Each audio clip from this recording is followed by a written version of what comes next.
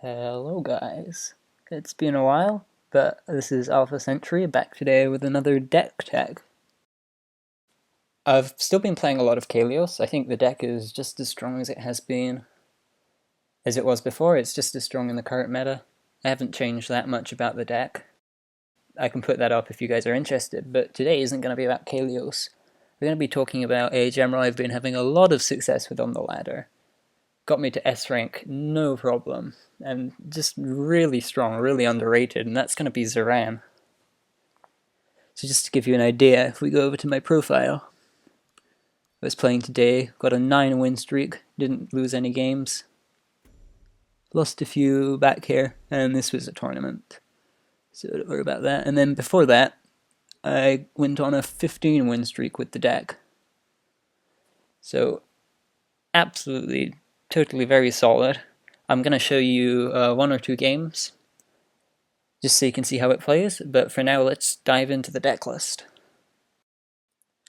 Okay, so before we get into the card choices, I just want to say I know there's been a lot of people experimenting with Zir'an and trying to make her work, but she's still not really at the top of the meta. People haven't had too much success with her, and I think the reason people like Zooch go wrong with building Zir'an is they try and build a control deck with Zir'an, right? You take the curve higher and top it off with stuff like Ruby Rifter and Red Sinja, and just try and survive. But I think in the current meta, that really doesn't work. And if you want to try and build a control deck, you'd be much better off with a general with a good Bloodborne spell, right? So the main idea with this deck is just to build a Zir'an deck that's as aggressive as possible. So we already know Zir'an is good against aggro. She packs so much healing, there's really not much they can do. But I wanted to make this list fast enough so that we can beat out control decks like Cass, and fast enough to beat out the Variax deck that's going around as well. So as you can see, there's a super low curve. We're running 11 2-drops, triple slow, double Blood Tear Alchemist, and we're topping off the curve at 4 mana with Sunriser, Trinity Oath, Holy Immolation, and Lightbender. Starting out with the 2-drops, we've got the ubiquitous Windblade Adept. Just a very solid Lionel minion. Very aggressively statted too, so it really helps for putting on the pressure. 3 Azurite Lion, which may seem out of place here, considering we don't have a Raw to buff up the Lion. We can play this, and we know that we're going to be able to hit something with it. We know we're going to be able to move it to hit his general, and we'll guarantee be able to heal it with our Bloodborne spell if we need a heal proc. It's also just very good for pushing damage, and just giving mobility for stuff like Holy Immolations. It's great for contesting mana tiles, just a great 2-drop even without Argion's Raw. We're also running 3 Healing Mystic, and 2 Azure Herald, just because this is a healing deck, so these 2-drops are going to give us a reliable way to proc the healing effects. Also, they're solid 2-drops in their own right. I like the Azure Herald because it's 4 health, means it's probably going to survive. And the Healing Mystic is just a lot more versatile. So it can heal minions too, so that's great for when your general's at full health, but you need to proc a healing effect. We're also running 2 of the best 1-drop in the game, Blood Tear Alchemist. So he's not specifically great with Zir'an, but this is a more aggressive deck, so we don't mind lowering the curve to include him. And basically, if you don't play with him, you're going to be missing him. It's for stuff like taking out Heartseekers or pinging off artifacts. And to finish off the lower end, we're running 3 slow. So if anyone's played against Tempo Argion, you're going to know how frustrating slow can be. Slow Holy Immolation for 1 is the most annoying play in Duelist currently, and definitely very powerful. It's also great at just, you drop it to protect your minions. So if you want to play something like a Scintilla, but you don't really want to have him kill it, you can also drop slow, and then chances are he's going to be too busy dealing with the slow to be able to hit the things you really want to protect. Now looking at the 3-drop slot, we've got 3 Scintilla and 3 Sunforged Lancer. So Scintilla is one of the new cards, and it actually really helps out Zir'an. It just gives her a powerful 3-drop, other than Silverguard Knight, that she can just drop, and it has good stats and it contests the board. But at the same time, if you leave it alive going into a Bloodborne spell turn, you gotta watch out, right? Because it's going to allow you to double proc healing effects with the Bloodborne spell. So with a Scintilla on board, you can drop Sunriser and do 4 damage AoE, or you can drop Sunforge Lancer and immediately go up to 4 health, or 4 attack, sorry. And now Sunforge Lancer is really the key card of the deck. So most of the time, when you drop Sunforge Lancer, you're going to be able to proc it at least once, often twice in the same turn, and go up to 4 attack immediately, which is very strong. So even if they remove it, your general's then going to be at 4 attack for the rest of the game. And if they don't remove it, it's just going to get insane value, and you can go up to like 7, 9, sometimes even higher attack values. Getting an early Sunforge Lancer down and buffing your general, it really lets you play the aggressive game. Similar to Vath, where you just have a 4 or 5 attack Vath punching in the face every turn. Except with Zir'an and Sunforge Lancer, it comes online a lot earlier. Next up we have Sunriser, which I wouldn't say is core to the deck as Sunforge Lancer, but it's definitely very strong when you're running this many healing effects. You just drop it, and usually you're going to be able to get a 2 or 4 damage AoE. And if it ever lives a turn for whatever reason, you can just expect massive damage the next turn. And also Lightbender. So you could run Sunbloom instead of Lightbender, but I just prefer Lightbender because it gives you the body. Okay, so now moving on to the spell package, and I'd say other than Sunforge Lancer, this spell package is probably what gives the deck the most power. Starting off with Trinity Oath, this is a new spell which gives you a heal proc, which is great, and it also draws you 3 cards. So this card is basically what allows us to play such a low curve deck and be very aggressive, knowing we'll be able to draw into Trinity Oath later on in the game and refuel. It lets us have a very aggressive deck that's also able to play the long game. We also have 3 Holy Immolation. Honestly, even better in Zir'an than it is in Argion, because a lot of the time you're going to be able to use the heal trigger to proc your Sunforge Lancer or Sunriser, or even proccing a Lucent Beam. I have seen some Zir'an decks go down to 2 Holy Immolation, just because there is a bit of overlap with Sunriser, but I think it's too good in an aggressive deck like this to pass up running 3. Next we have Lucent Beam, which is a really powerful card in a deck like this, and one most people sleep on. It can be used in the early game to take out whatever 2-drop threat they play. Even in the mid game, if they play something in the back lines like a Decimus or a 4 Winds Magi, it gives us a really solid answer. But where the card has the most power, I think, is coming to the late game, just because it gives you so much out-of-hand burst. You can do something like Holy Immolate a minion that you've just hit face with, and then play Lucent Beam, and that's 8 out-of-hand damage for 6 mana. Or even just in the late game. When I know my opponent isn't running healing, I'll leave them at something like 6 or 7 health and then just run away until I draw a double Lucent Beam, and then you can just kill them from across the map. Next up we have 2 Sundrop Elixir. Now I know a lot of Zir'an players don't like this card because it thins your hand really quickly, but I think we can afford to run 2 when we're running Trinity Oath, just because it gives you such an edge in any matchup against any kind of aggro or face deck. And it can also give you a cheap heal proc if you're willing to pay an extra card for an extra heal proc.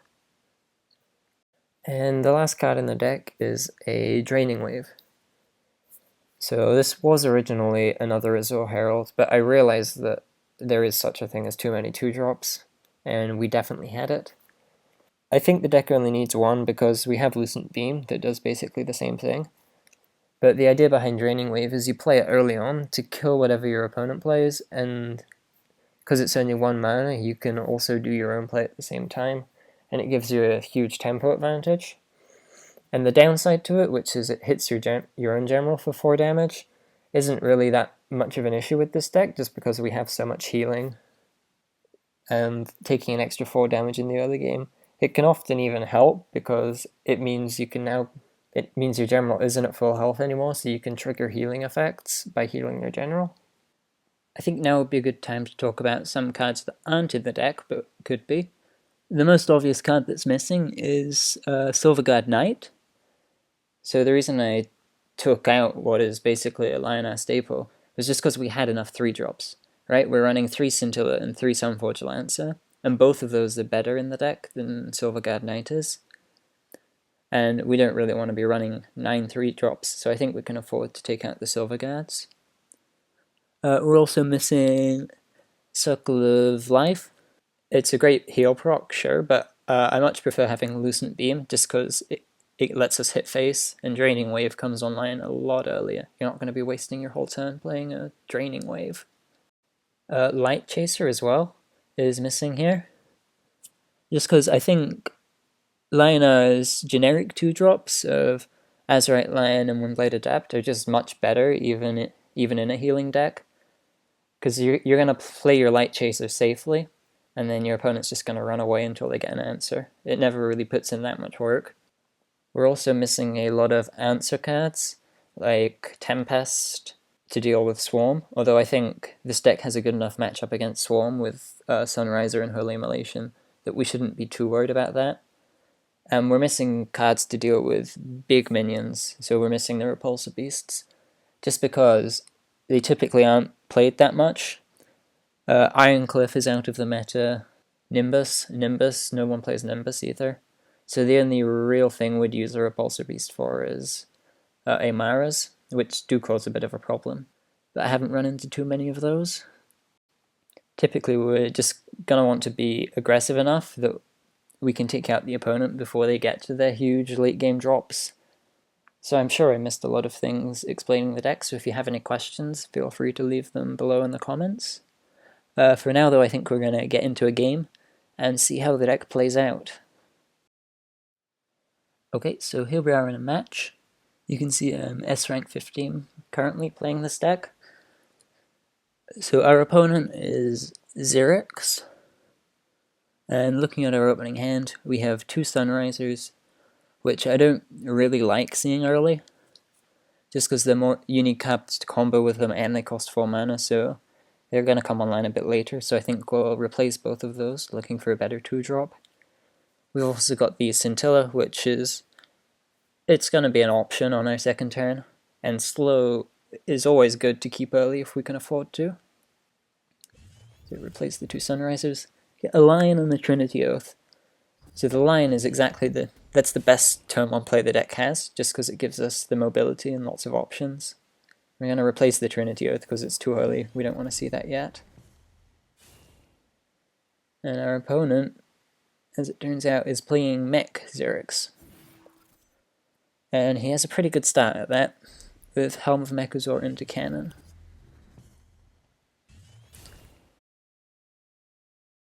So the best answer we have to Mechazor is a Lightbender, so we're going to have to hope to draw one of those before he gets Mechazor.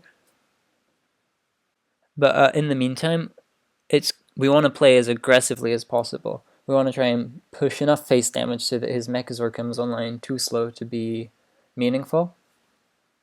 So we're definitely going to be dropping a Scintilla this turn. We could also take both the Mana Tiles and drop a Healing Mystic as well. Although I have to move my general forward to take out his Helm of Mechazor, so we can't actually make that play. He's placed his Cannon out of range of my Tiger, which is slightly annoying. But we are going to be able to move into position to play a slow to provoke his Cannon, which I think is the best way we can stop it from getting any value.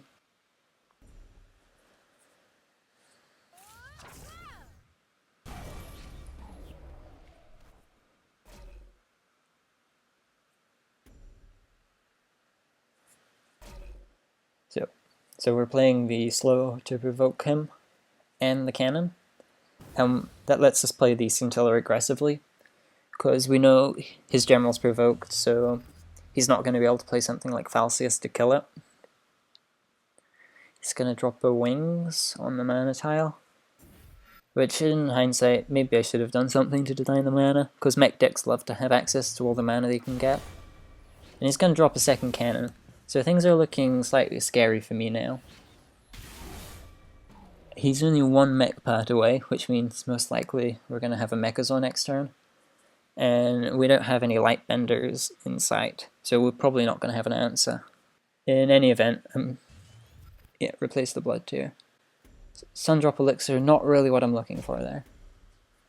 I'm going to trade in the Tiger, or the Lion, to kill both of his cannons. That seems decent to me. And at this point, I'm just going to start pushing his face as aggressively as possible.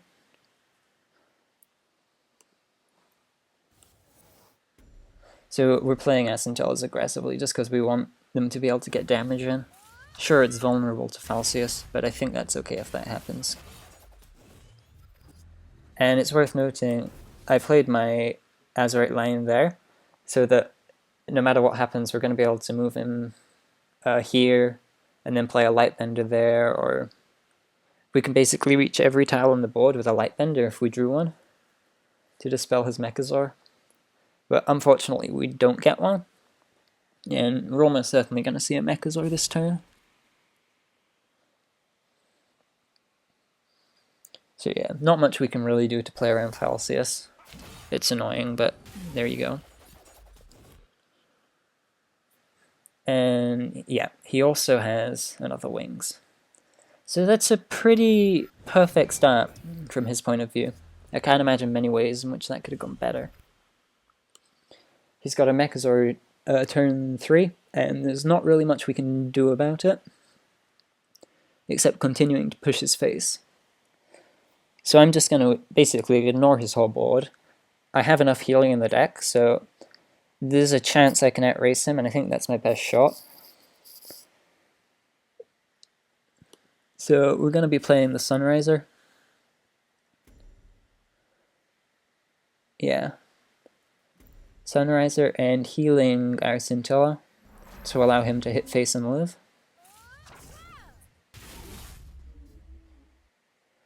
And I actually made a bit of a misplay here when I was making the play, in that I didn't think about Scintilla's effect proccing and giving us a double hit with the Sunriser, which is very strong, but it would have been stronger if I realized it was going to happen, because my plan here was to use the single hit and trade in the Lion. But misplays were made, and that Lion's just going to be pretty useless this turn now. Here we go, and already he's down to 9 life, and we're at 22. So I'm thinking there's no way he can kill us this turn. There's no way we die this turn, and if he doesn't deal with our board, chances are he's going to die next turn. We also have the Lucent Beam in hand to push extra face damage. And he's actually forced to use his Mechazor to shoot the Sunriser instead of going face. Which is great for us, because that gives us another turn, basically another turn on life. I actually see with the Lucent Beam and just healing our Scintilla, we have a perfect lethal. Otherwise we have the Trinity Oath to draw into even more stuff. So that is that game.